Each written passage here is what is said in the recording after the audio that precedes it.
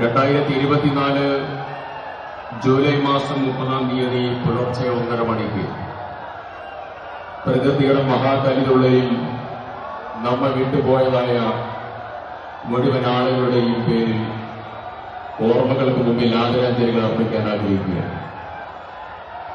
അന്ന് കിടന്നുറങ്ങുന്ന സമയത്ത് വിവരമറിയുന്നതിന് ശേഷം ഇന്നലെ 52 വീടുകൾ ഇന്നലെ കൈമാറിയിട്ടുണ്ട്.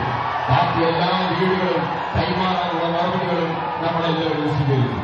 സർക്കാരിനോട് ചേർന്ന് ഇന്ന് ദുരന്തബാധിതരുടെ പുനരധിവാസ പ്രക്രിയയിൽ ഏതെല്ലാം തരത്തിൽ മുന്നോട്ട് പോകാമോ ആ മുന്നോട്ടുള്ള പ്രവർത്തനത്തിന് ഇനിയും നമുക്ക് പൂർത്തീകരിക്കണം.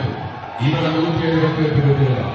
ആ 178 വീടുകൾ 1-ാം ഘട്ടത്തിൽ ഇവിടെ ആശ്വാസകരമായ രീതിയിലാണ് ഇവിടെ പൂർത്തീകരിക്കപ്പെടുന്നത് എന്നുള്ളത് സന്തോഷകരമായ അനുഭവമാണ്.